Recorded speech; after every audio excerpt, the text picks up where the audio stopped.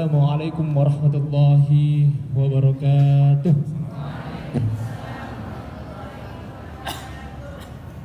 Alhamdulillah. Alhamdulillahilladzi farada 'alaikum at-taubah wa harrama 'alaikum al-asrar. Asyhadu an la ilaha illallah wa asyhadu anna Muhammadan 'abduhu wa rasuluhul mab'uts rahmatan lil 'alamin. Amma ba'd. Baiklah, hadirin hadirat,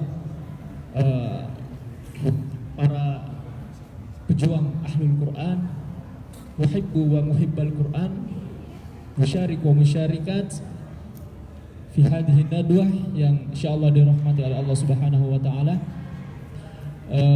Pertama-tama puji syukur kita panjatkan atas kehadirat Allah Subhanahu wa taala, atas limpahan rahmat, hidayah serta berjuta-juta kenikmatan yang Allah telah anugerahkan kepada kita semua, sehingga kita semua bisa hadir di tempat yang mubarakah ini dalam rangka menghadiri seminar nasional Al-Quran Terbang ke Angkasa bersama Nabi tercinta dengan tema aktualisasi Al-Isra ayat 1 dalam kehidupan milenial.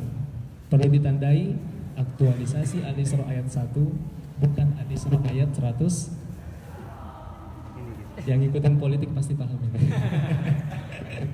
Oke, selanjutnya salawat dan salam kita kirimkan kepada baginda besar Nabiullah Muhammad SAW. Beliaulah Nabi yang diutus ke persada bumi ini sebagai rahmatan lil alamin, sebagai rahmat kasih sayang bagi seluruh umat, yang menghamparkan permadani keislaman dan menggulung tikar-tikar kebatilan insyaallah. Baiklah hadirin hadirat sekalian, Gus-gus dan Ning-ning, para peserta seminar Al-Qur'an yang insyaallah dirahmati oleh Allah Subhanahu wa taala. Di sini saya perkenalkan, nama saya Andi Muhammad Ardian Syamran. Di sini saya selaku moderator yang insyaallah akan memandu, mengontrol dan menuntun jalannya sesi paparan materi yang insyaallah akan dibawakan oleh Al-Ustadz Dr. Muhammad Yahya. Maka sebelum kita masuk ke materi selanjutnya, saya akan membacakan kurikulum vitae dari Al-Muhadir kita pada kesempatan kali ini. Bismillahirrahmanirrahim. Nama Al-Ustadz Dr. Muhammad Yahya PhD, lahir pada tanggal 14 Juni 1976, alamat Jalan Candi Gang 7C, Jalan Candi 7C, Gang Puskesmas, nomor 7 Gasek, Karang Besuki, Malang. Nomor HP beliau silahkan bagi yang ingin mencatatnya 085731 335266. Saya ulangi sekali lagi, nomor HP beliau 085 731 335266. Adapun riwayat pendidikan beliau yaitu S1 Tafsir Hadis IAIN Surabaya. Kemudian beliau melanjutkan S2-nya di University of the Philippines dengan jurusan sosiologi. Kemudian melanjutkan doktoralnya di Monash University Australia. Insyaallah. Silahkan tepuk tangannya. Adapun pengalaman organisasi beliau, pertama, dosen jurusan pendidikan IPS di UIN Maulana Malik Ibrahim Malang. 2, beliau juga selaku pengasuh kampung muslim di Melbourne di Australia. 3, beliau pengasuh beserta pemateri Ma'dubatullah Learning Center di kantor PIPS Perpustakaan Lantai 2 UIN Maulana Malik Ibrahim Malang. Beliau juga selaku pemateri di salah satu kajian Hayat Tahfizul Quran sampai saat ini. Ini juga beliau juga banyak prestasi yang tidak mungkin saya bacakan satu persatu, tapi di sini ada 3 yang teman-teman bisa ketahui. Pertama, beliau adalah penerima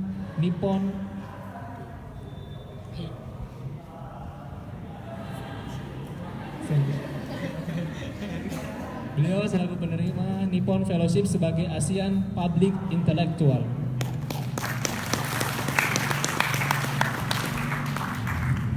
Selanjutnya, beliau juga penerima Australia Development Scholarship.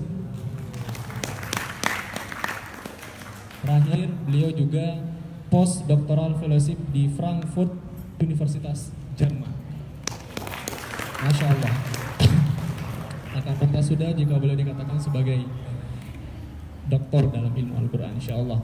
Baiklah teman-teman, Gus-Gus dan yang sekalian, kalau tadi teman-teman sudah mempelajari, menimba ilmu mengenai stylistika Al-Quran, bagaimana uslub-uslub, gaya bahasa, nilai-nilai estetis dalam Al-Quran itu dijabarkan, dipaparkan oleh kiai kita, mudir kita tercinta, Kiai Muzaki, Kiai Ahmad Muzaki.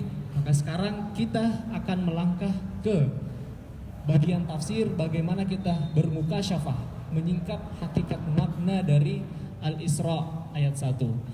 Mungkin saya tidak perlu lagi berlama-lama berbicara, langsung saja kita persilahkan kepada Ustaz Dr. Muhammad Yahya. Sebelumnya beri tepuk tangan kepada pemateri. Oke, assalamualaikum warahmatullahi wabarakatuh. Acara kita ini Kick Andy ya, karena moderatornya Andy.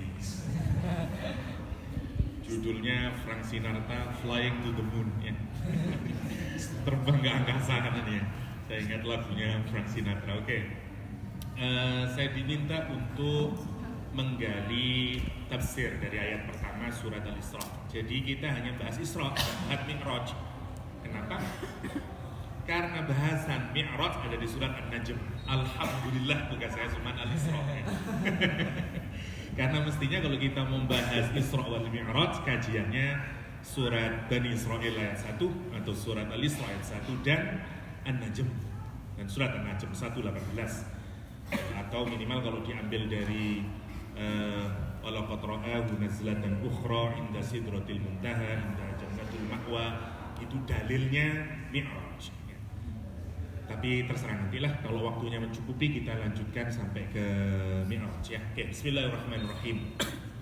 Kalau tadi Yaumuz Zaki berfungsi sebagai basyiran, saya mestinya berfungsi sebagai nadhiran. Celakanya saya tidak basyir dan tidak nadhir ya.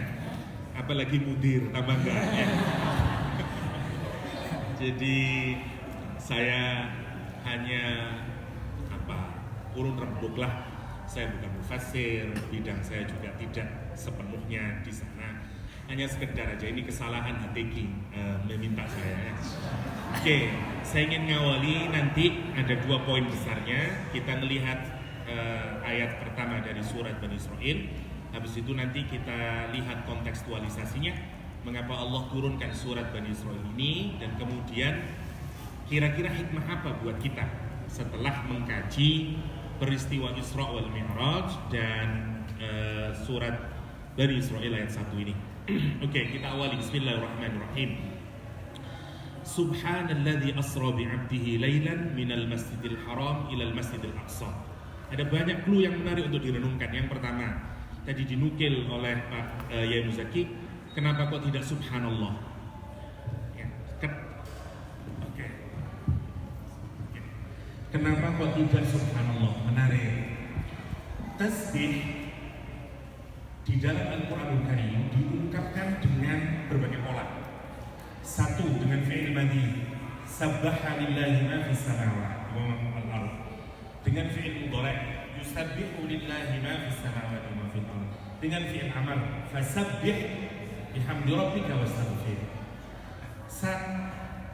Dan yang menarik, Al-Quran juga mengungkapkan tasbih tidak dengan kata kerja, tidak dengan fi'il, tapi dengan isim, yaitu subhana. Kita lihat apa berbedanya ketika Al-Quran menggunakan tasbih dengan menggunakan kata kerja dan tasbih dengan menggunakan kata benda. Kata kerja rumusnya adalah dia menunjukkan sesuatu yang temporer. Oke? Kalau saya bilang saya sudah makan, berarti ucapan saya terikat hanya berada di masa yang lalu. Saya sudah makan sekarang, belum, apalagi nanti, tambah beluman ya. Saya sedang makan, kapan saya makan? Saat ini. Yang lalu belum, apalagi masa yang akan datang. Atau kalau saya bilang saya mau kawin, sudah kawin saya? Belum ya, saya mau kawin, nanti pasti. Maka prinsip dasarnya, kalau orang memuji Allah Subhanahu wa Ta'ala dengan menggunakan kata kerja, pujiannya terbatas, pujiannya terikat oleh waktu yang sifatnya temporer. Oke? Karena itu Anda lihat sekarang, Anda memuji Allah sepanjang waktu atau enggak? sedih baru muji Allah. Kalau tidak sedih tidak muji Allah, ya marah-marah sama Allah SWT. Oke. Karena itu misalnya Al-Quran menggunakan kata kerja untuk benda, ya, atau makhluknya Allah yang memujinya. Sabbaha lillahi ma fis samawati wa fil ardh. Nah, pertanyaannya, ketika Allah menggunakan isim masdar subhana untuk mengungkapkan pujian kita kepada Allah Subhanahu wa taala, maka isim tidak pernah terikat dengan waktu. Ya, isim sifatnya adalah istimrar, dia terus menerus. Kalau terus menerus, maka sebenarnya dia tidak boleh dibatasi oleh dua hal. Satu, dia tidak boleh dibatasi oleh waktu, dan dia juga tidak boleh dibatasi oleh pelaku. Allah mau tidak ada yang memuji, seluruh dunia tidak ada memuji, Allah tetap suci dia. Dia tidak tergantung oleh makhluk untuk menjadi suci. Karena itu yang menariknya. Karena itu subhana di situ tidak dikaitkan dengan langsung sebagai salah satu fungsinya. Karena itu dikasih alladzi, salah satu maknanya, salah satu fungsinya di dalam Al-Quran. Karena dia menggunakan isim masdar yang pertama. Jadi seakan-akan Allah mau bilang peristiwa ini, Masya Allah, amat sangat memukau. Karena kata Ibnu Jauzi dalam tafsirnya, orang Arab itu menggunakan kata tasbih dalam dua hal. Satu, kalau dia mengucapkan amrun mu'ajjib, kalau sesuatu yang sangat menakjubkan. Wow, ada Fatimah berjalan dan Fatimah terlalu cantik. Ya, Anda bilang Subhanallah, ajibna. Persis seperti wanita Mesir tadi, Niswah, ya, Niswah fi Madinatil Misra tadi yang menyatakan hasya lillah. Kata para ulama tafsir, hasya lillah sama dengan Masya Allah atau sama dengan Subhanallah. Orang Mesir dulu menyatakan hasya lillah. Kenapa? Karena melihat sesuatu yang menakjubkan. Oke. Subhanallah dipakai di ayat ini karena menunjukkan sesuatu yang sangat menakjubkan. Nanti kita lihat kenapa dia menakjubkan. Yang pertama. Yang kedua, tasbih itu dipakai untuk tanzih, untuk penyucian lillahi an kulli syu'ur, untuk menyucikan Allah dari segala sesuatu yang buruk yang kita dekatkan kepada Allah Subhanahu wa taala. Misalnya begini, kita ini seringkali mengalamatkan kepada Allah Subhanahu wa taala sesuatu yang tidak layak disematkan kepada Allah dalam berbagai hal. Satu, dari pikiran kita, ya Allah, saya ini sudah belajar dengan baik, ujian UTS dan UAS tidak mencontek, tapi kenapa saya dapat B+? Sementara sebelah saya tahu persis dia nyontoh, ya Allah, dia ngerempet, ya Allah, tapi dia dapat A. Di mana keadilanmu? Kenapa engkau memberikan aku B+ sementara dia A? Anda sebenarnya tidak sedang bertasbih kepada Allah. Kenapa? Karena Anda suudzon kepada Allah. Satu, itu secara pikiran. Atau Anda tidak memuji Allah dari perbuatan, ya Allah. Kenapa ibu saya mati, ya Allah? Kenapa kok enggak bapak saya saja, ya Allah? Misalnya, ya. Enggak lah, sama aja itu. Tapi maksudnya, kalau ada ketentuan perbuatannya Allah Subhanahu wa taala dan Anda tidak bisa menerima itu, sebenarnya Anda kehilangan tasbih di situ. Oke? Atau apa saja, sifatnya, perbuatannya, namanya Allah Subhanahu wa taala, keputusannya Allah, ketetapannya Allah, apapun yang berlaku dalam hidupmu, dan kemudian kamu tidak mampu melihat itu sebagai kebaikan yang datang dari Allah Subhanahu wa taala, sebenarnya Anda sudah tidak melakukan tasbih. Oke. Namanya tasbih. Nanti ujungnya Anda harus bisa menggunakan tasbih sebagai pola untuk membuat Anda selalu punya pikiran positif. Ini nanti mirip kalau dalam psikologi namanya logoterapi. Nanti kita lihat hikmahnya. Tapi orang menggunakan tasbih dalam bahasa orang Arab menggunakan untuk dua hal itu. Karena itu makna tasbih berasal dari kata sabbaha yang artinya to swim. Kalau Anda berenang dari satu titik, ya, posisi berenang itu bukan tenggelam, ya. Bukan sinking, tapi floating, kayak floating begini. Kalau Anda berenang, Anda mempertahankan, tidak naik ke atas, nah ini terbang kalau naik ke atas, atau tenggelam ke bawah, kayak batu. Enggak, orang berenang terus gini. Dari situ diambil kata tasbih. Karena orang yang bertasbih, dia itu memaintain, terus mendeklar pada dirinya Allah Maha Sempurna, Allah Maha Baik. Kalau ada bikin yang buruk, saya yang salah, saya terima ya Allah, meskipun saya belum bisa menerima itu hati saya, tapi saya yakin ini keputusanmu yang paling terbaik. Terus itu artinya Anda bertasbih, ya. Dan semakin jauh Anda bertasbih, semakin Anda jauh dari titik awal. Seakan-akan Anda semakin mentanzihkan Allah. Dari situ diambil kata tasbih. Ya. Ayat ini dibuka menariknya dengan subhan, dengan tasbih. Kenapa? Karena nanti menarik, ya. Nanti menarik. Kenapa peristiwa ini begitu amat sangat mengagumkan? Kita lihat ke bahasanya dulu agak cepat. Alladzi asra. Apa maknanya asra? Menjalankan di malam hari. Asra, di dalamnya sudah ada pernyataan bahwa perjalanan itu dilakukan di malam hari. Pertanyaan saya, kenapa Allah menambahi kata lailan? Subhanalladzi asra bi'abdihi lailan. Ngapain ditambah lailan? Asra itu sudah night journey. Kalau night journey mestinya saya melakukan perjalanan malam di malam hari. Tahu apa-apa ini? Gak ada butuhnya mestinya. Kenapa? Karena Allah mau menyatakan kepada kita, kalau hanya asra, tidak tertentu berapa lama perjalanannya di malam hari. Bisa the whole night, satu malam utuh, bisa seminggu mungkin, sebulan mungkin, dan tertentu waktunya. Yang menarik, Allah tidak menggunakan kata al-lail atau tidak menggunakan kata lailatan, tapi menggunakan kata lailan. Kenapa?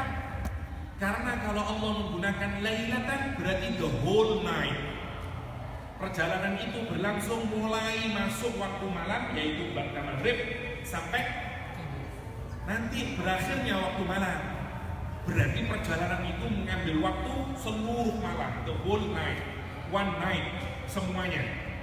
Kalau pakai lailatan, atau kalau pakai al-lail, Quran menggunakan kata lailan karena yang dimaksudkan adalah juz'un minal lail, a portion within a night. Hanya satu porsi saja dari satu malam. Dan satu porsinya itu, masya Allah ya, dilukiskan. Kalau kayak orang buka jendela, kalau Anda buka jendela, itu jendelanya masih bergerak begini. Kalau Anda buka jendela, setelah lama diam dia. Tapi kalau Anda baru buka pintu, ada apa namanya itu, getarannya, masih gitu. Satu, kalau di Maulid Tiba sampai apa? Tempat tidurnya Nabi di rumahnya Ummu Hani masih hangat. Sama Anda dulu, ya, atau saya nanti kalau berdiri, sama nungguin lah terus hangat toh. Nah itu jadi Nabi Muhammad melakukan perjalanan itu, bekas tidurnya Nabi masih terasa hangat. Sekarang kamu renungin, how fast, how quick that journey, seberapa cepatnya perjalanan itu. Nah itu direnungin, karena itu Allah menggunakan kata lailan. Untuk tujuan apa? Jangan kamu berpikir bahwa perjalanan ini membutuhkan waktu. Sekarang kita hitung ya, hitungan kasar. Kecepatan cahaya itu 300.000 km per menit ya, per detik. Oke, per detik. 3 kali 10 pangkat 8 per detik. Ya. Jadi jarak bulan ke kita, jarak bulan ke bumi itu 150.000 km per detik. Jadi bulan itu ngirimin cahaya ke bumi butuh waktu roughly kira-kira 1 detik. Jadi kalau Anda nonton bulan nanti malam, cahayanya bulan yang sampai ke kita itu sebenarnya bukan cahaya bulan saat itu, tapi cahaya bulan sedetik yang lalu atau semenit ya, 1 second, ya, setengah menit lah ya, yang lalu. Oke. Saking cepatnya itu kalau ngitungnya pakai matahari, pakai kecepatan cahaya. Nah kalau kita hitung perjalanan antara Masjidil Haram ke Masjidil Aqsa, jaraknya kira-kira 1487 km, atau buatlah lengkap 1500. Surabaya Malang itu 80 sekian ya, 90-an. Mas, ya segitulah. Kocok diri walaupun itulah. Bayangin sekarang berapa kalinya itu? 1500 km. Nah itu kalau pakai kecepatan buruk yang kita asumsikan seperti kecepatan cahaya, kira-kira cuma butuh 1/200 detik. Bukan menit ya, detik, 1/200. Jadi 1 detik itu sampai cacah-cacah jadi 200. Nah itulah, terus foto. Nggak ada detik aja segini, super cepat. Nah, makanya begitu Rasulullah paginya mendatangi orang-orang Quraisy, termasuk ada Abu Jahal di sana, dan Rasul menceritakan bahwa dia telah melakukan perjalanan dari Masjidil Haram ke Masjidil Aqsa. Apa komentar orang Quraisy? Ada yang tepuk tangan, ada yang gembira, ada yang menyatakan, oh, kayak bocah ngapak. Oh. Ya. Kenapa? Karena dari dulu Nabi Muhammad SAW dituduh dengan berbagai label oleh orang Quraisy, tapi tidak menemukan buktinya. Orang Quraisy menyebut, kafir Quraisy menyebut Nabi Muhammad sebagai syair. Nabi tidak bisa syair. Benar ya, Nabi itu tidak bisa bersyair. Sahabat orang Arab itu kalau pinter bersyair. Hampir semua sahabat Nabi jago bersyair. Abu Bakar jago syair. Nabi Muhammad gak bisa bersyair. Ada satu kisah, Nabi Muhammad itu ada satu tokoh terkenal pandai bersyair, dan Nabi menirukan syairnya. Keliru Nabi Muhammad SAW, kebalik. Ya. Kemudian diprotes oleh Abu Bakar Siddiq. Rasulullah SAW menyatakan, terus apa bedanya? Ibarat ngomong dari Malang ke Surabaya. Nabi yang benar itu dari Malang ke Surabaya. Nabi Muhammad menyatakan dari Surabaya ke Malang. Diprotes sama Abu Bakar, ya Rasulullah, bukan dari Surabaya ke Malang ke Surabaya. Kata Rasulullah, apa beda hati? Kalau bagi syair beda, karena syair punya rumus. Ada gula, ada semut. Ya, sholat duha pakai kunut. Ya kalau misalnya ada gula, ada semut, pakai kunut kok sholat duha, ada enak gitu. Meskipun hakikatnya sama. Kata Nabi Muhammad, apa bedane Surabaya Malang? Ya. Nanti Abu Bakar menyatakan, shadaqallahu azim, benarlah Allah Subhanahu wa taala yang menyatakan di dalam Al-Qur'an bahwa engkau memang tidak sepantasnya bersyair. Kenapa? Karena Al-Qur'an jauh lebih keren daripada syair. Ya, Anda kalau suka jazz, nonton lagu yang lain, apa ini? Ya, sama. Kalau Anda sudah mencicipi rawon guling, rawon maktar, apa hilang, sama. Tes Anda menjadi keren. Kalau Anda sudah mencintai Sofia, maka tentu gak suka sama Marpuha, gitu. Oh, Marpuha, entahlah. Misalnya, itu maksudnya ya. Oke. Sampai di mana tadi? Baik. Ngomong ya. Baiklah. Subhanalladzi, lupa ya. Subhanalladzi, saya mau ngomong apa maksud saya lupa. Subhanalladzi asra bi'abdihi. Oke, sekarang kita bi'abdihi.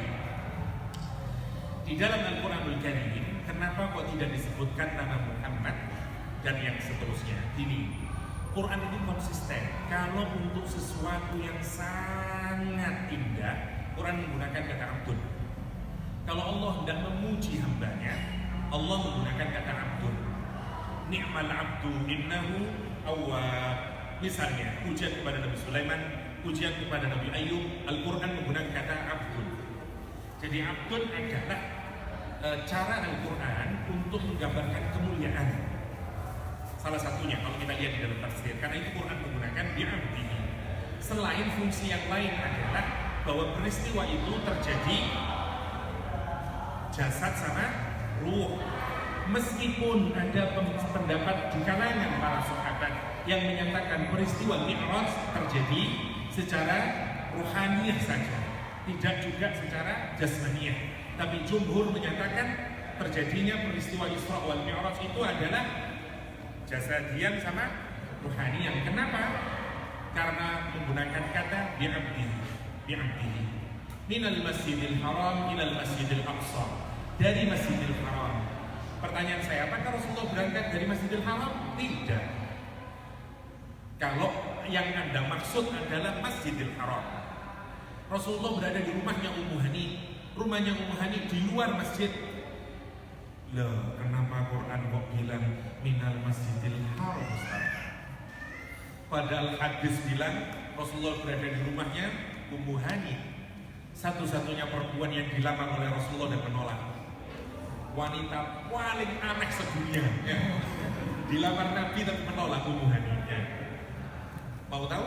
Ya, undang saya lagi.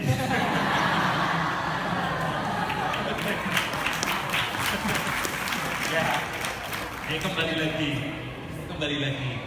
Kenapa? Karena yang dimaksud dengan Masjidil Haram bukan dalaman masjid. Ini untuk menunjukkan bahwa semua lokasi di Mekah itu masuk ke dalam yang diharamkan oleh Allah SWT, yang disucikan, ya. Termasuk rumahnya Ummu Hani. Itu maksudnya. Ilal Masjidil Aqsa. Jadi dari the sacred mosque sampai kepada the farthest mosque, ke masjid yang paling jauh.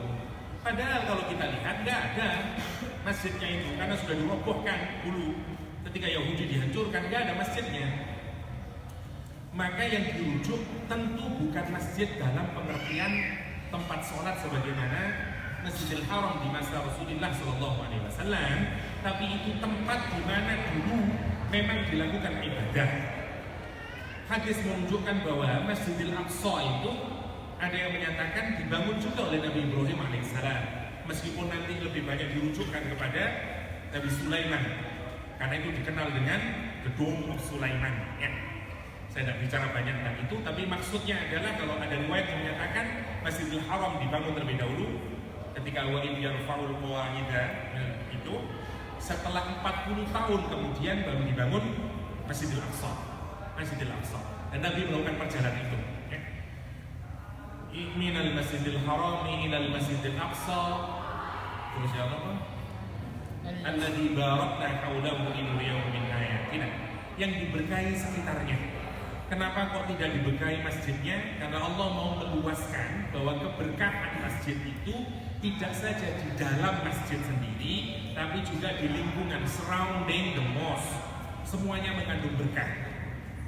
Karena itu kalau Anda kepingin mendapatkan keberkahan, dekatlah pada masjid, pada rumahnya Allah Subhanahu wa Ta'ala. Ibnu Sina kalau mentok di laboratorium dia tidak menemukan insight, dia pergi ke masjid, sholat 2 rakaat, dapat insight, pulang, selesai mengerjakan skripsi. Yang dilakukan oleh Ibnu Sina. Ya, oke. Duniyahu min ayatina. Tujuan Allah Subhanahu wa Ta'ala memberangkatkan Nabi dari Masjidil Haram ke Masjidil Aqsa sampai ke Sidratul Muntaha, balik lagi tujuannya adalah untuk menampakkan pada Nabi Muhammad SAW sebagian dari tanda-tanda kekuasaan Allah SWT. Nanti kita detailkan.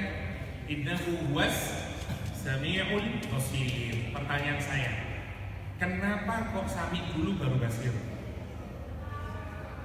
Kenapa kok tidak basir dulu baru sami? Satu, karena peristiwanya terjadi di malam hari. Kalau di malam hari gelap, kalau gelap Anda tidak bisa melihat, maka mana bagian dari anggota tubuhmu yang lebih berfungsi? Sami atau basir? Sami, ya. Karena itu sami dulu, ya. Quran nanti menjelaskan kalau gelap gulita tidak ada cahaya, afala tasma'un, ya. Yang mana yang sarmadan ila yaumil qiyamah, ya. Quran menggunakan kalau tidak ada cahaya pendengaran kita, yang pertama.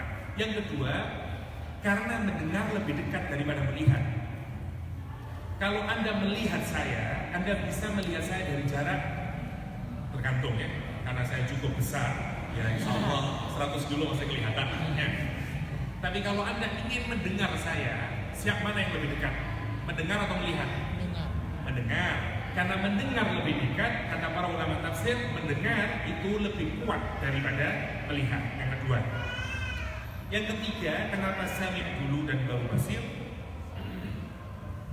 Karena sami' itu yang pertama, karena sami' lebih dekat, yang kedua sami' lebih kuat, yang ketiga Isra itu dijalankan di malam hari dan malam hari itu gelap, karena itu Allah menggunakan kata sami'u, innahu huwas sami'ul basir. Dan karena iman yang benar itu menggunakan telinga dulu, tidak menggunakan mata dulu. Nanti kita detailkan kenapa ya. Karena itu Allah menggunakan innahu huwas sami'ul basir. Oke, saya ingin mulai setelah pembahasan kita mulai lihat responnya, baru setelah itu kita melihat backgroundnya, terus kita lihat maknanya kayak apa ayat ini. Oke. Begitu ayat ini turun, orang-orang kafir dengan sangat senangnya pergi kepada Abu Bakar As-Siddiq. Kenapa dia pergi ke Abu Bakar As-Siddiq? Karena Abu Bakar adalah orang pertama yang beriman kepada Rasulullah SAW, dan karena Abu Bakar telah melakukan perjalanan ke Palestina.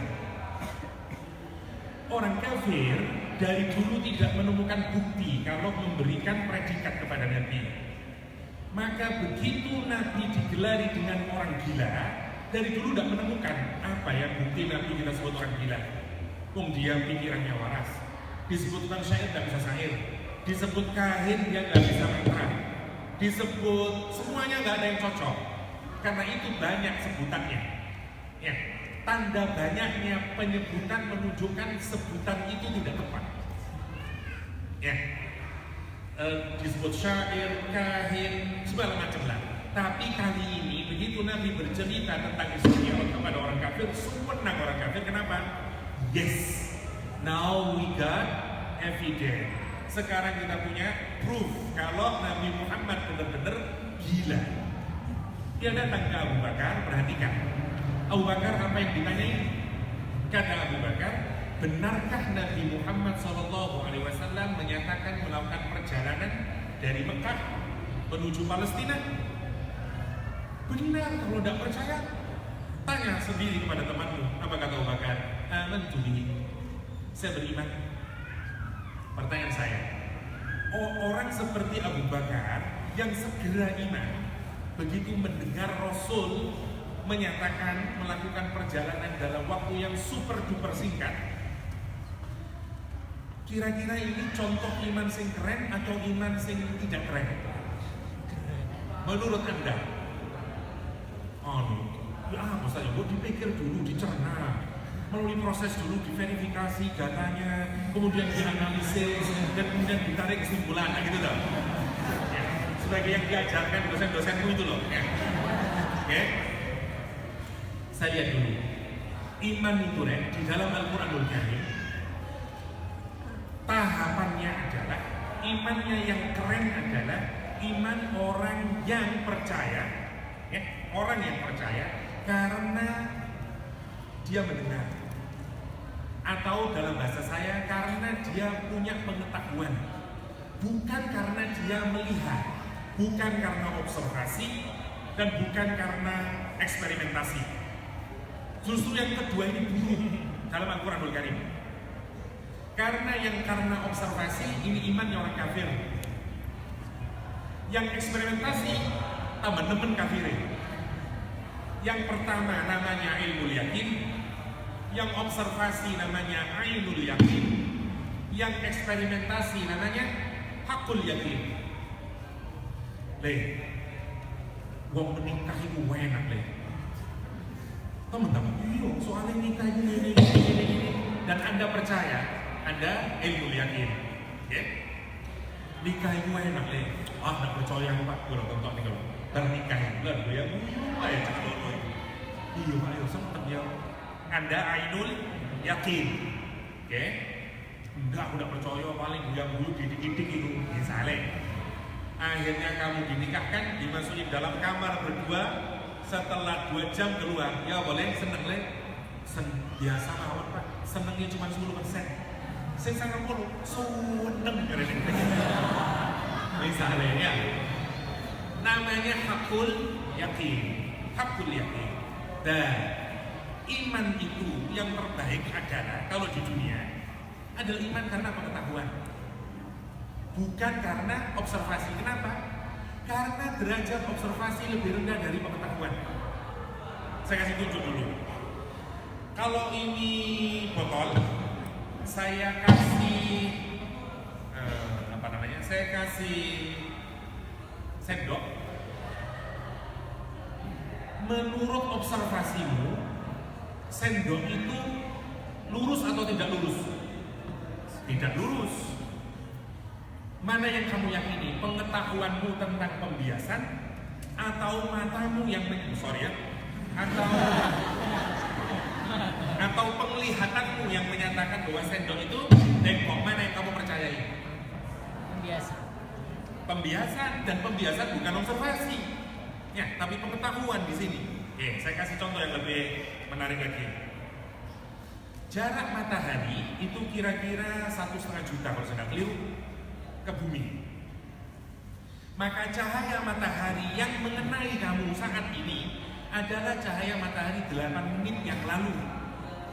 Maka kamu kalau melihat matahari itu, yang kamu lihat itu sebenarnya bukan matahari yang asli.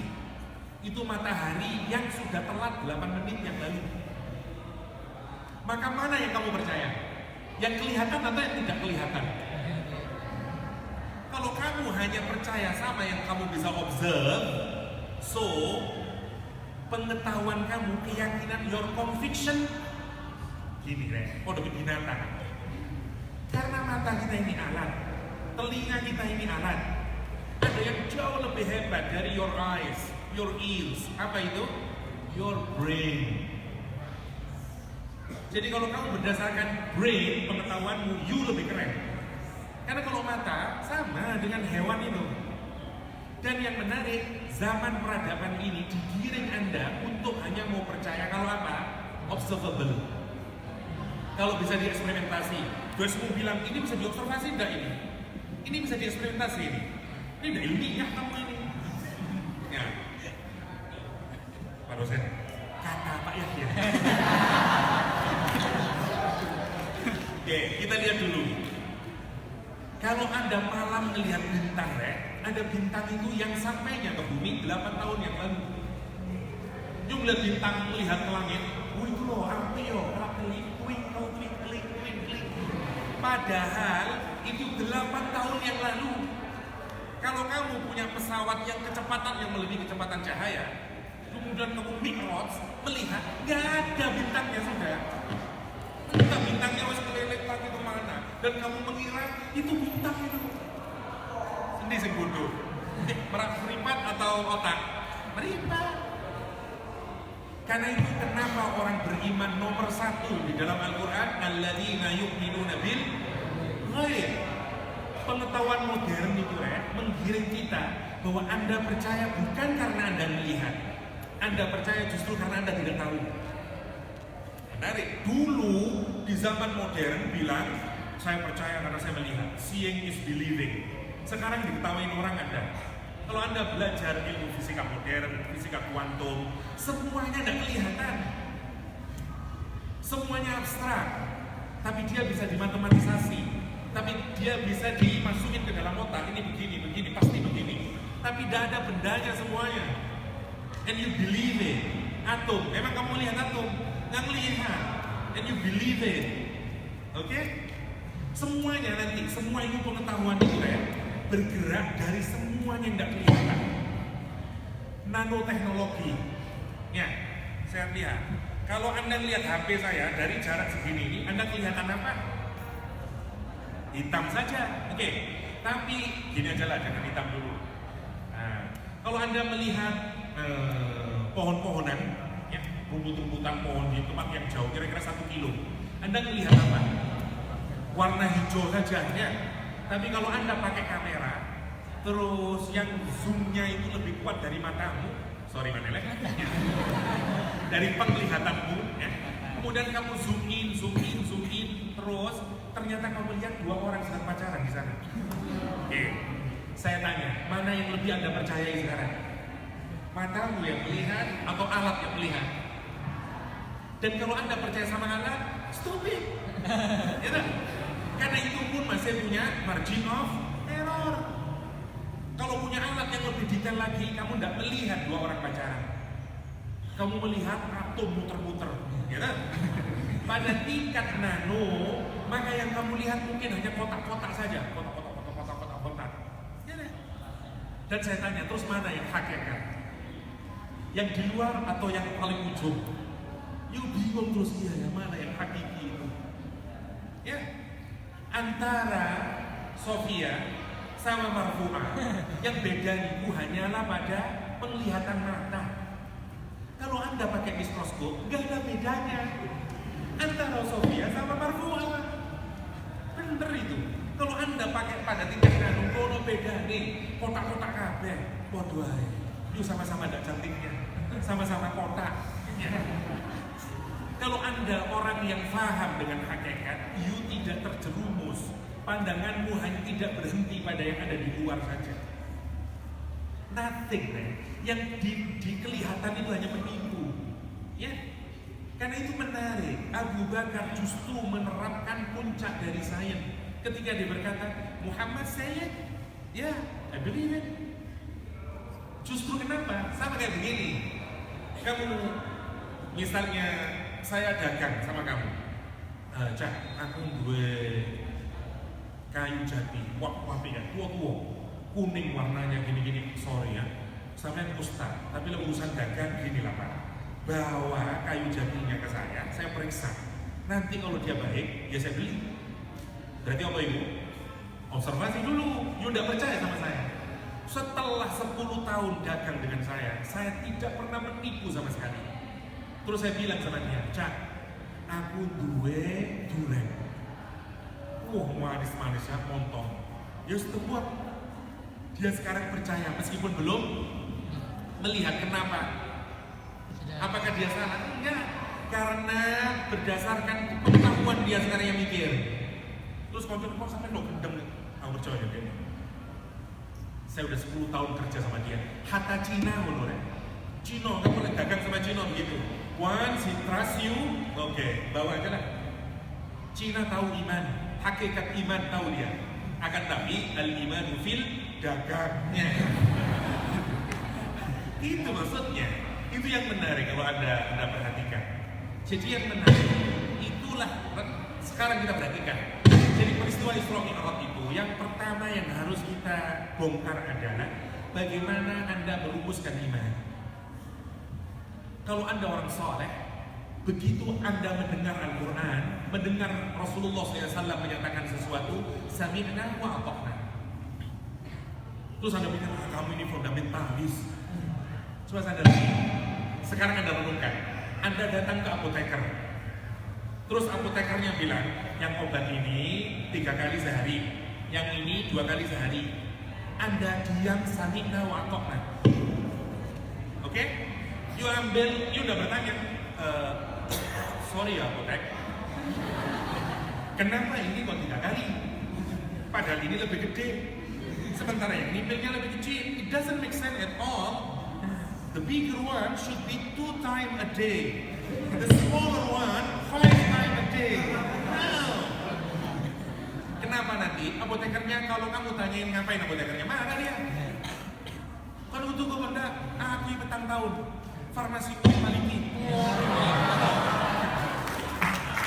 Kenapa? Karena kamu punya otoritas. You don't question those who has authority. Kamu udah bertanya, kalau orang itu punya otoritas. Ya Ibu Zaki ngomong haram. Nun saya ya Ibu Zaki. Ibu ngomong haram. Ini kapal kok ngajar. Moder. Kenapa? Otoritas. Sekarang Anda meyakini Allah Al-Alim. Renungkan ya, masukin ke dalam hati. Anda meyakini Allah Maha mengetahui. Terus Allah menyatakan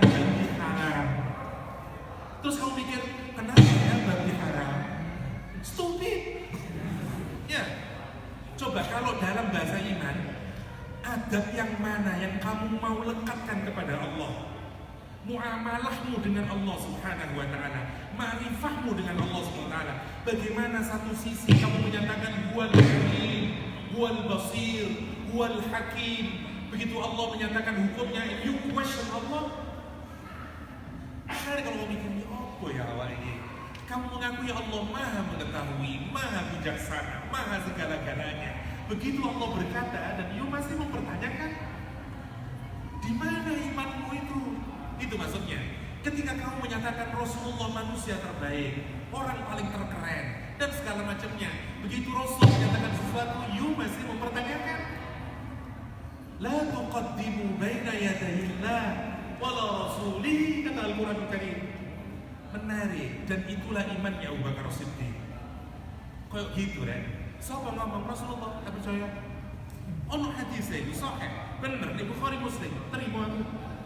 Meskipun saya belum bisa menerima otak saya, yang salah siapa? Otak saya yang bodoh. Ngono iman sing bener nih.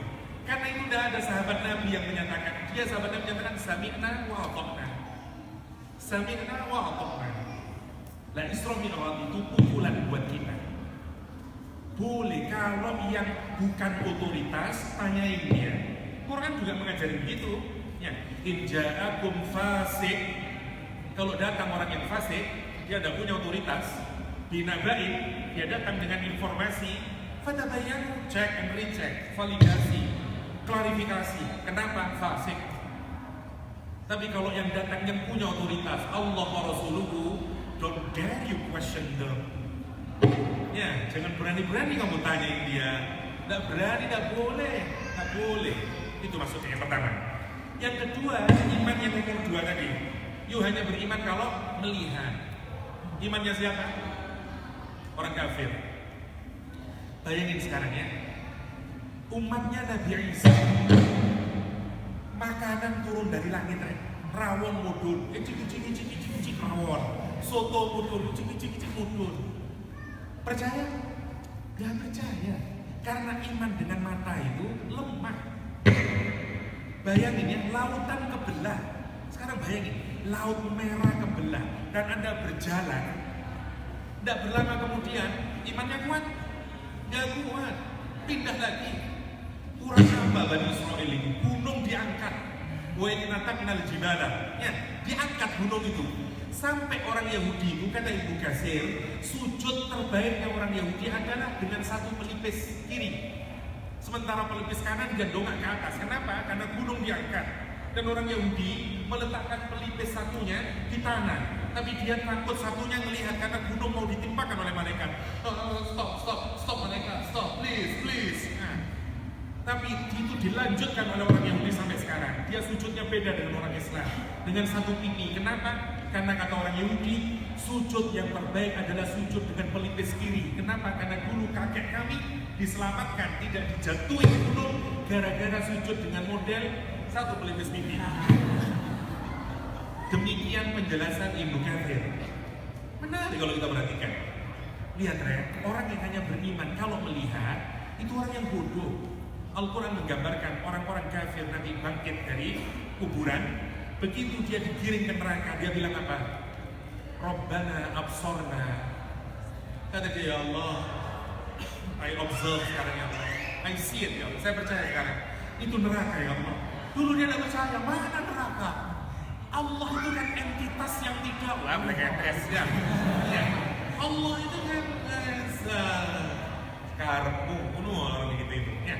Misalnya, dia mempertanyakan semuanya karena dia tidak mau semuanya harus observable. Ya, sombong dia.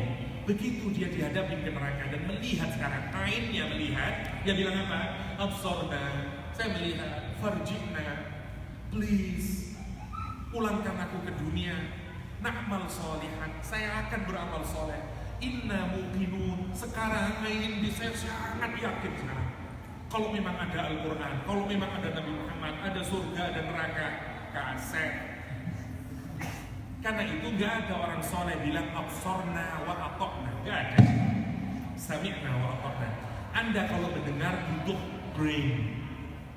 Tapi kalau kamu melihat gak butuh brain.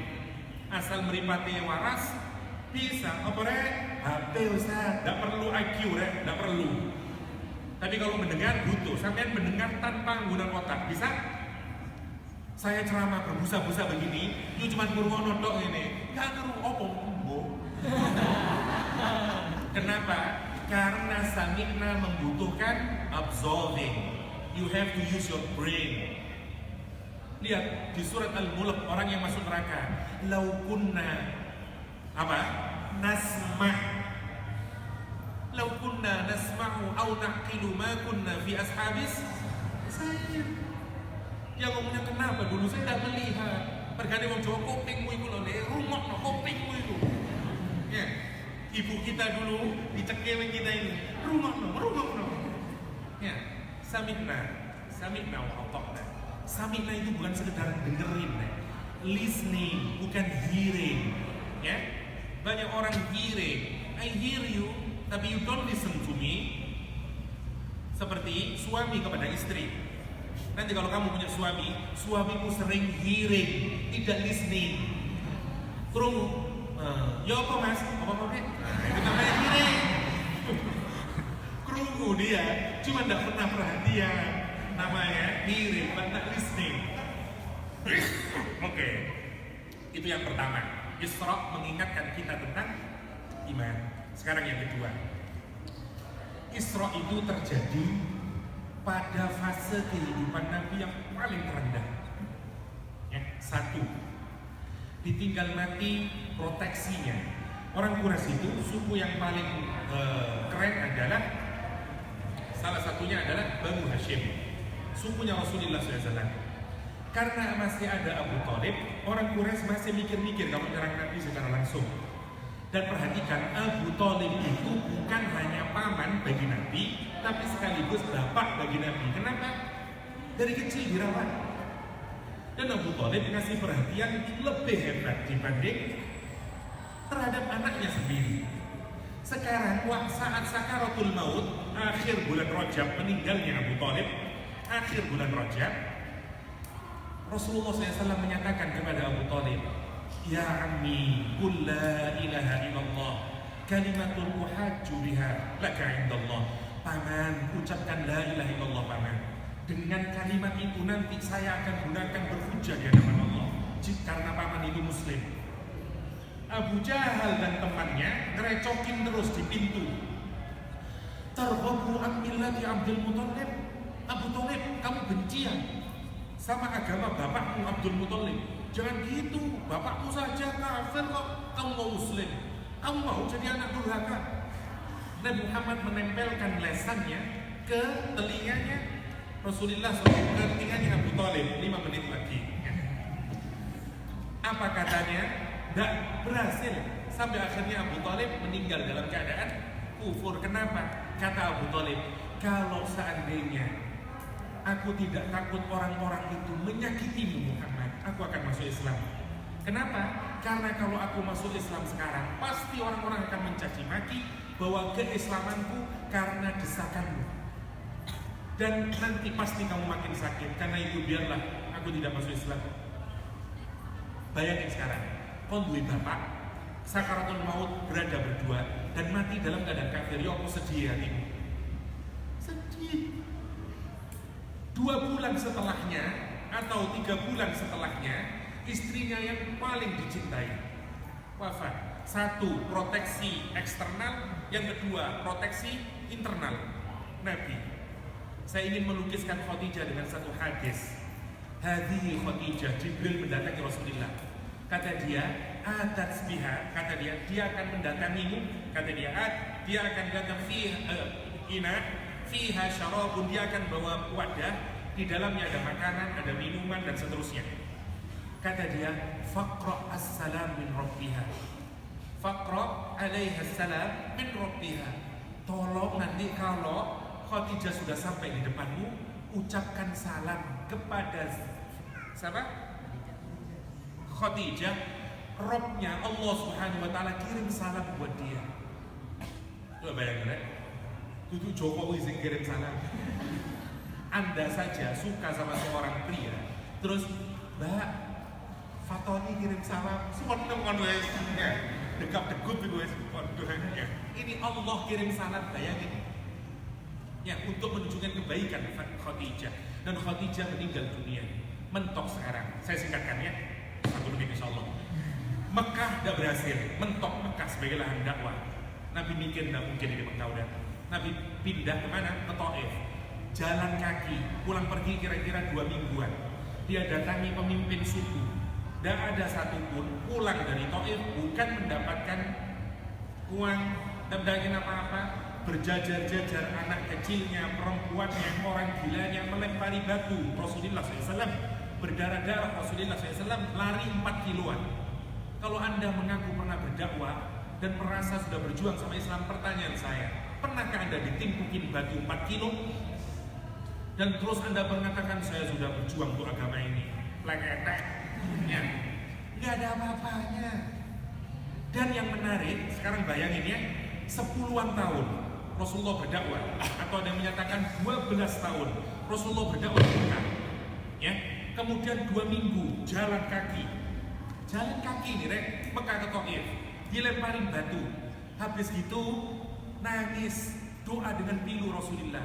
Kalimat yang pertama, renungkan kalimatnya, Allahumma inni ashku dha'fa quwwati wa qillata hilati, ya Allah, aku adukan lemahnya kekuatanku ini ya Allah, kurangnya usahaku dalam dakwah ya Allah. Bok pikir saya ini, sekarang kamu pikir 10-12 tahun dakwah siang malam ini ya, ditimpukin macam-macam segala keburukan dilakukan oleh Nabi, masih berjalan kaki 2 minggu, dilemparin batu. Kalimat yang kuat betul gini, ya Allah, walaupun suwe ini dakwah ya Allah, ngomong kurang ajar kabeh, sampai pites ya lah, bisa dakwah tenang. Sekarang bayangin ya, itu mentalitas kita kalau Anda mau menjadi pejuang Islam. Mentalitas Anda kalau Anda memang benar-benar mau memperjuangkan agama Allah.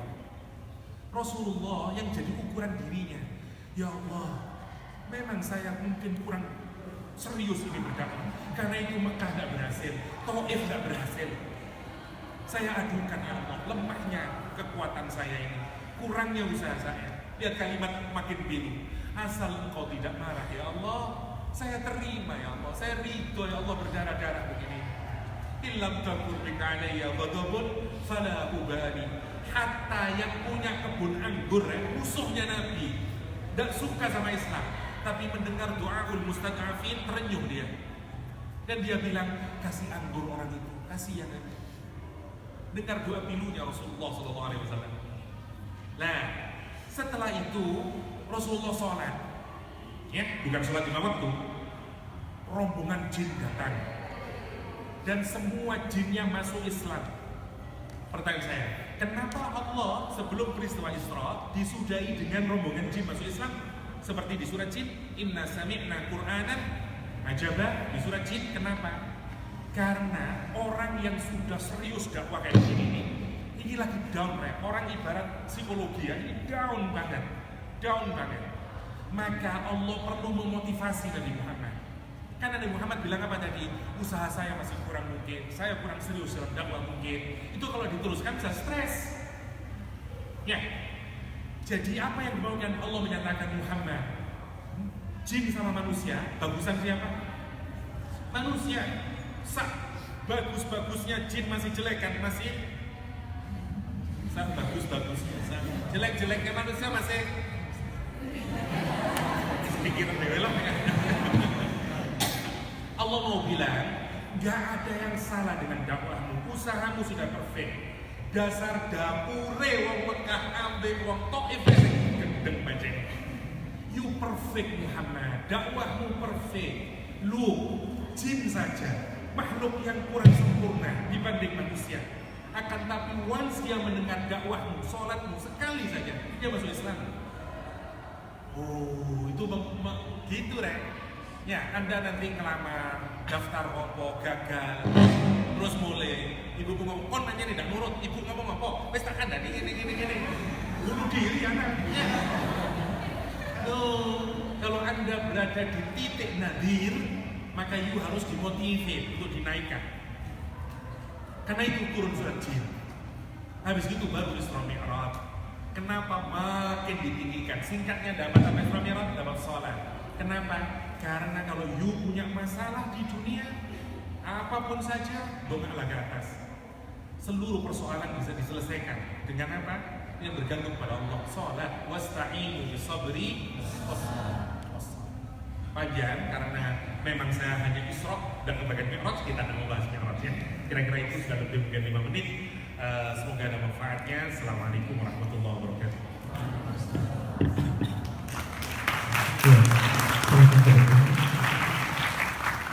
Luar biasa, itulah tadi paparan tafsir Al-Quran Al-Isra ayat 1 yang dipaparkan oleh Al-Ustaz Dr. Muhammad Yahya yang sungguh luar biasa. Dari satu ayat benar-benar dibedah kata per kata, Masya Allah.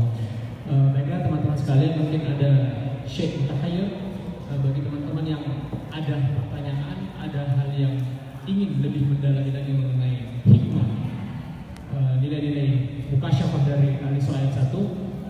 Di sini kami membuka karena waktu kita singkat, hanya 2 pertanyaan dan satu dari Putra, satu dari Gus dan satu dari ini. Dan silahkan bagi para penanya langsung ke poin pertanyaannya. Jangan mengajukan latar belakang 2 halaman ya, karena ini bukan jurnal apa-apa kita. Silahkan Gusnya yang ingin bertanya.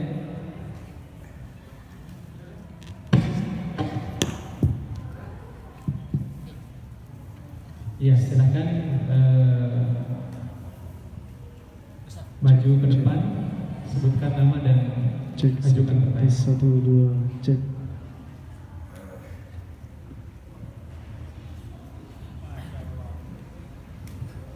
Cek.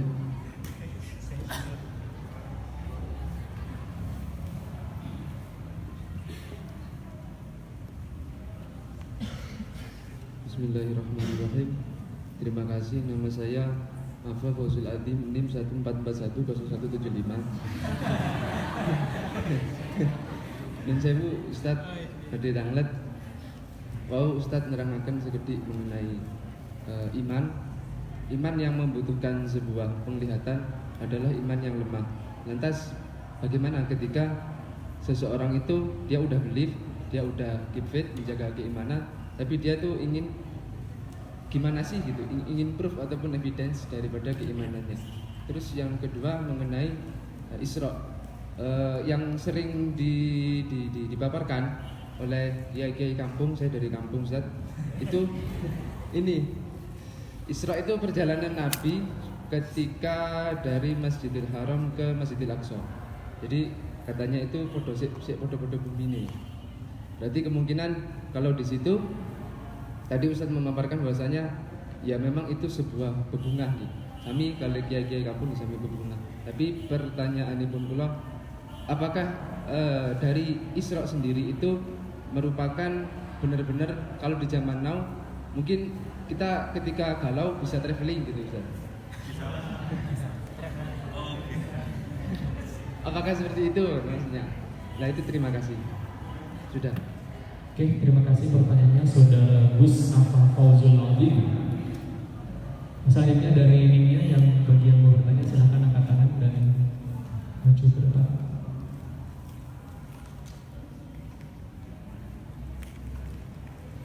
Jika tidak ada, cukup 1 pertanyaan saja. Ya, oke. Baiklah, saya ulangi pertanyaannya. Pertanyaan dari Saudara Gus Afa yaitu ada 2. Pertama, berdasarkan pemaparan Ustaz bahwa ketika seseorang meyakini dengan sami'na hanya dengan melihat itu berarti iman yang lemah. Lantas bagaimana dengan orang yang ingin meyakini dan butuh bukti sekedar improvement dari itu? Dan pertanyaan yang kedua, apakah aktualisasi Isra Mi'raj di zaman sekarang sudah tepat dengan melakukan traveling? Seperti itu Ustaz pertanyaan. Seperti jamaah tabligh ya. Oke. Oke, yang pertama tentang terus kalau iman yang terbaik itu sami'na wa ata'na, di mana posisi akal, analisis, critical thinking, di mana tempatnya observasi, eksperimentasi begini. Tidak berarti kalau kita ini beriman dengan model sami'na wa ata'na maka kita meninggalkan observasi, eksperimentasi. Enggak. Hatta Nabi Ibrahim tetap Rabbi arini kaifa tuhyil mauta Allah menyatakan, "Afalam tu'min? Kamu tidak percaya?" "Tidak, saya percaya. Walakin liyatma'inna qalbi." Fungsi dari semua penjelasan saintifik, penjelasan apapun saja hanya menguatkan iman, membantu mengokohkan iman, dan bukan sebaliknya. Boleh, kita ini disuruh untuk berpikir kritis. Afala taqilun, afala yang duruna ilal ibil ila akhirih. Kita diperintah untuk begitu. Bahkan disuruh berulang-ulang kita. Ya, qarratain kata Al-Qur'anul Karim. Ya, disuruh melihat yang durun ila sama terus menerus. Memang diperintah, tetapi sekali lagi fungsinya dia hanya menjadi penguat atas sami'na wa ata'na kita. Itu maksudnya. Jangan dia menjadi pijakan Anda untuk beriman. Bukan begitu polanya. Jangan dibalik. Islam tidak menghilangkan Anda untuk menggunakan seluruh five senses. Gimana Anda ngomong itu bagian dari dirimu? Tapi kalau Anda kemudian membatasi dirimu hanya dengan panca indramu, ya berarti tidak paham. Silakan kalau Anda belajar sains, you tahu semua alat punya margin of error. Ya, saya dikit-dikit dulu dari fisika, semua alat punya margin of error. Semua hasil penelitianmu ada margin of error. Lah mosok imanmu kamu dasarkan kepada margin of error? Ini tidak mungkin lah. Jadi semua yang sifatnya analitis itu digunakan untuk menguatkan iman kita. Murtadha Mutahhari menyebut sebagai asyak al-qudsi, keraguan yang bagus. Tidak apa-apa. Silakan Anda bertanya kenapa ya. Jadi kalau ditanyain gini maksud saya, kenapa kamu tidak makan babi? Kalau Anda orang yang imannya kuat, jawabanmu cuma gini, karena Allah melarang. That's it, cukup bagimu. Nama Allah, ma'rifahmu kepada Allah cukup bagi kamu untuk menjadikan kamu tidak makan babi. Padahal awakmu lho rek, awakmu lek wis cinta sama seseorang, kamu bener-bener yakin sama seseorang, ya udah butuh alasan lagi. Kenapa kamu mencintai saya, Mas? I don't know, I love you. I don't know. Ya, you mean the world to me. Was ya. Belegedes ya. Nah, maksudnya itu deh, maksudnya ada beda ya. Ada juga iman yang rendah, modelnya kayak ngono. Tapi bukan itu maksudnya. Oh, yang sekorno-korno, tapi aslinya dia tidak makrifah sama Allah. Ini orang yang makrifah sama Allah. Jadi alasannya cukup Allah. Wah, kalau uang iman itu. Alasan nomor 2 adalah orang yang belum kuat karena makrifahnya kepada Allah belum sempurna. Kan itu dia butuh penguat. Iya, tapi kenapa Pak ya? Babi kan enak. Gini loh, Le. Kita nggak tahu alasannya karena Allah yang mengharapkan. Cuman mungkin menurut saya babi itu gini dan dia punya gini. Nah, secara psikologis gini. Mungkin itu. Oh, baru percaya. Tapi kalau Anda tahu Allah, mosok butuh ngono. Kalau Anda kenal saya, terus saya bilang, makan di rumah yuk enak. Mosok konsep kate, bener ya percaya. Kayak apa rasanya? Campuran ya enggak perlu lah. Ya, karena you percaya sama saya, you trust me. Ya begitu maksudnya. Ya jadi boleh, bukan berarti kemudian tidak. Observasi penting, eksperimentasi penting, tapi jangan tundukkan iman hanya sebatas observasi dan eksperimentasi. Karena kalau kamu yang begitu, apa bedanya Anda dengan orang ateis?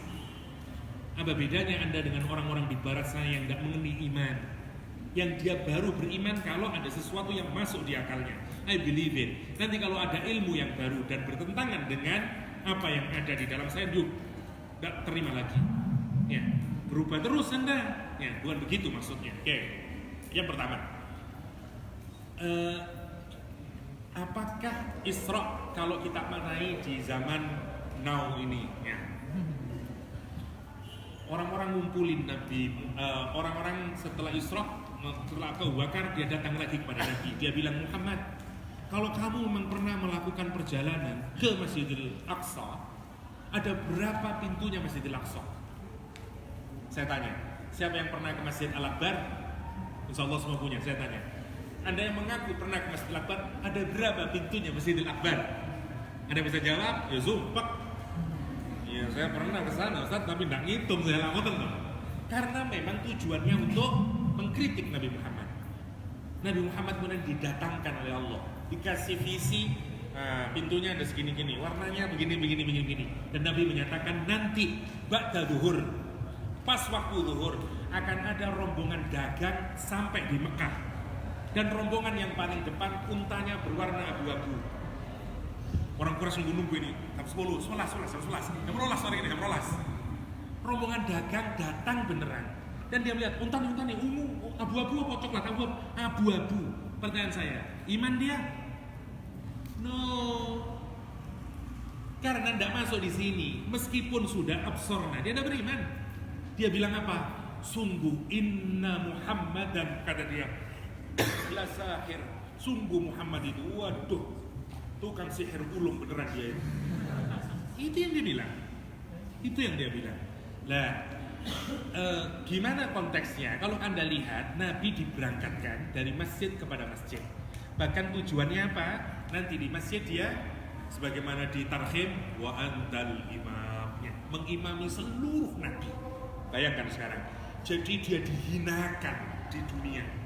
Semua pintu dakwah ketutup semuanya. Mekah block out, Taif block out. Semua manusia seakan tidak ada. Dakwah ini buntu tuh. Sampean seperti punya masalah, gelap semuanya. Kanan buntu, kiri buntu, semuanya buntu. Oleh Allah dihibur dulu dengan jin. Habis itu oleh Allah diberangkatkan. Bahkan dibilang you the best of the best Muhammad. You even the leader of the prophet. Semua nabi ini sayyidnya kamu Muhammad. Kenapa? Gara-gara doa al-mustada'afin yang tadi itu. Nah, dari mana perjalanannya? Dari Masjidil Haram ke Masjidil Aqsa. Ya. Tujuannya terus nanti nyambung sampai ke yang seterusnya. Tapi intinya begini, kalau kita bahasakan untuk konteks sekarang, Isra ini apa yang kita lahirkan? Gini ya, salah satu ciri dari orang soleh adalah qalbuhu mu'allakun bil masajid. Hatinya terpaut dengan masjid, dengan ketundukan kepada Allah SWT.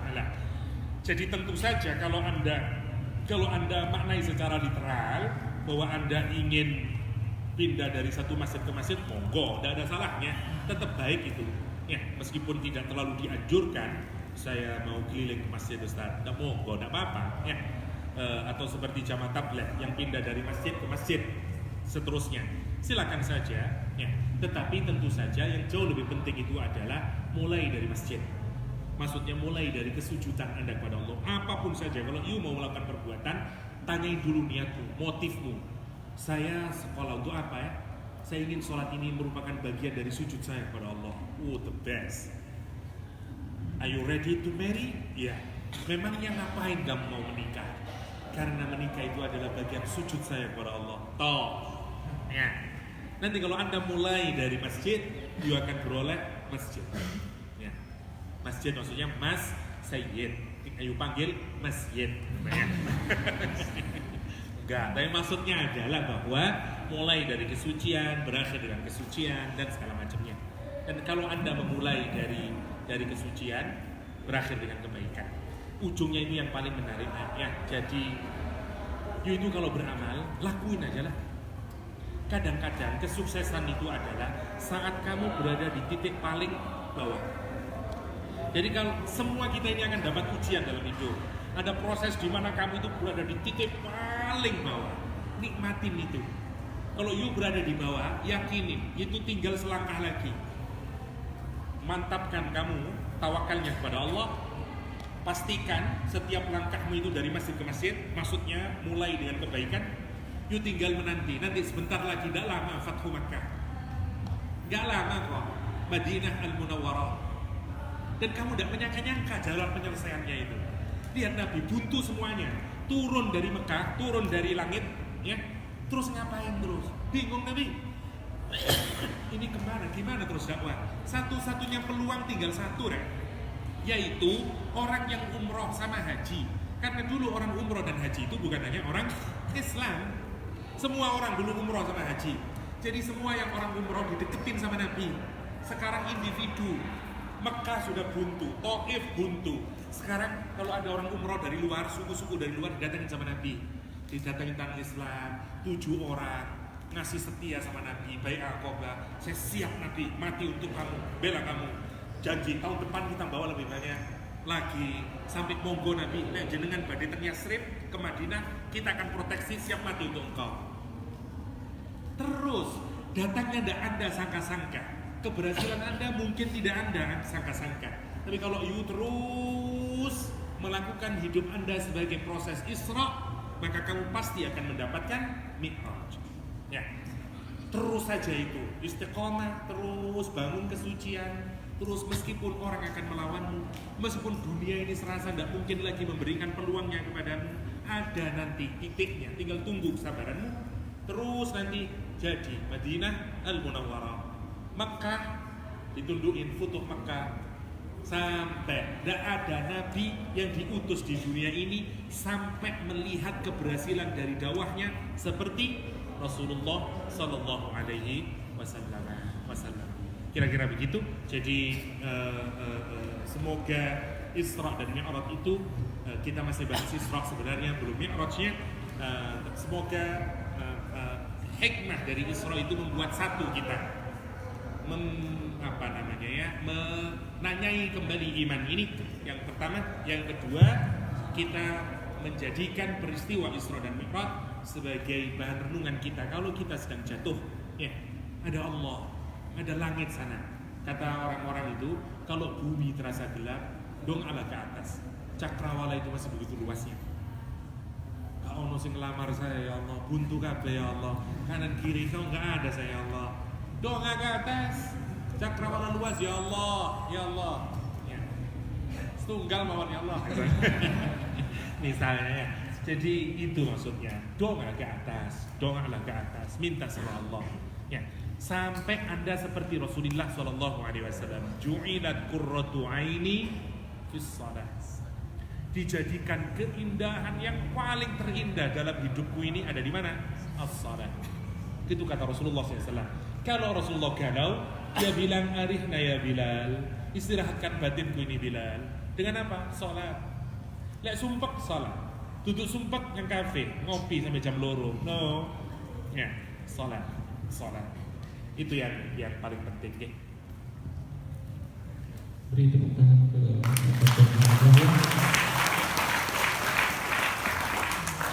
selanjutnya saya sudah mulai akan menarik kesimpulan yang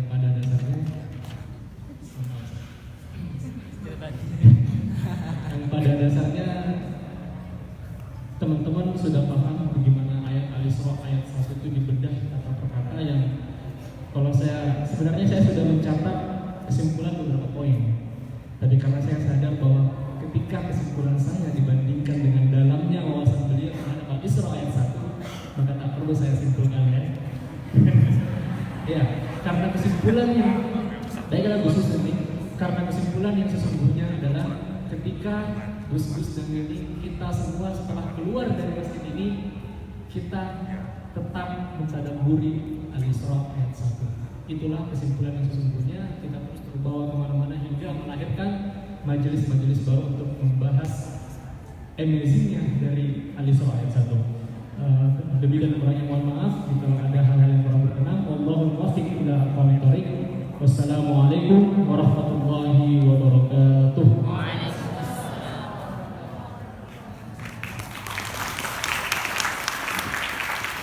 Selanjutnya kami kembalikan ke MC.